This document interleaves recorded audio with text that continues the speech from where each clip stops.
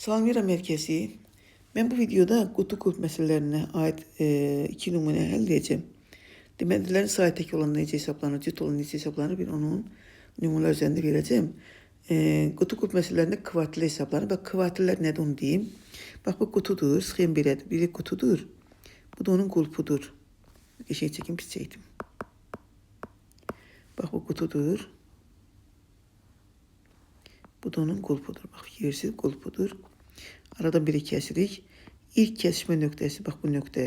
Birinci kvartil adlanır Q1. İkincisi Q2, ikinci kvartildir. Bu da Q3, üçüncü kvartildir. Bəs bu kvartiller necə hesablanır? Bütün onlarda kvartiller hesablamaq üçün ədədlər sırayla düzülür kiçikdən böyüyə. Çünki biz orada median axtaracağıq, median tapacağıq daha doğrusu. Gəlin nümunələrdə həll edək. Birinci ədədlərdə baxaq, deməli sırayla düzək.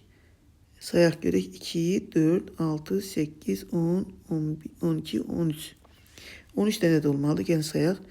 Yazaq daha doğrusu 1, 2, 4, 5, 6, bir dənə də 6 var. 7, 8, 9, 10 da var. 11 də var. 14 də var. Sayaq görək düz yazdıq mı?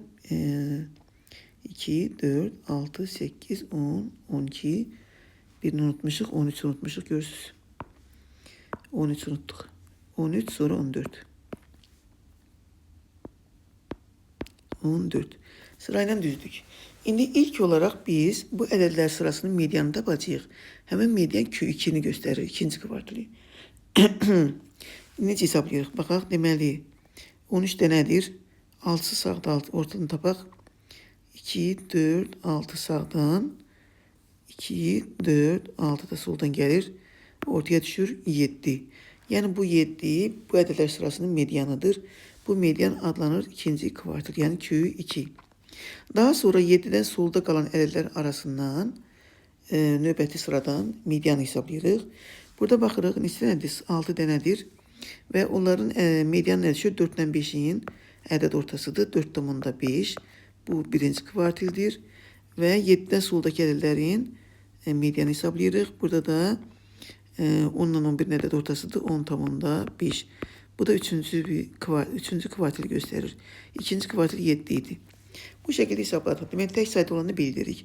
İlk olaraq təbii ki, ədədlərin biri median olur. O ikinci kvartili göstərir. Və həmin ədəd sağda və solda qalanların medianın ayrıca hesablayırıq. Bu olur nə? Birinci və üçüncü kvartillər. İndi geçək ikinci sıraya baxaq.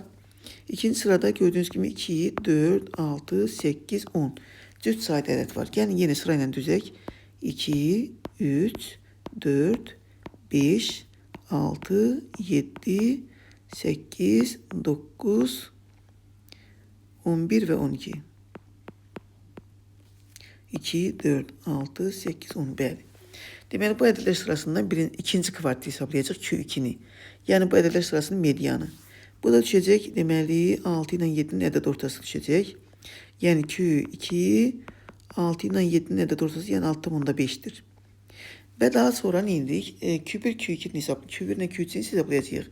Bu 6,5 gəlib ortaya düşmədi. Bax bura 6,5. Bu 6,5'in əvvəlki ədədlər sırasından Q1'i hesablayacaq. Yəni birinci kvartili. O da gördüğünüz kimi 4 olacaq. Q1 4'dür. Və 6,5'in sağda qalan ədədlər sırasından da Q3'i hesablayacaq. Q3 də 9'dur. Bax, belə hesablanır. Demək, tək sayda olanda, düz sayda olanda necə hesablanır? Onun nümunəsini verdim. Bir də burada bir kənar sağa kənar çıxması olur. Kənar çıxma deyirlər. Elə bir məsələlər olur.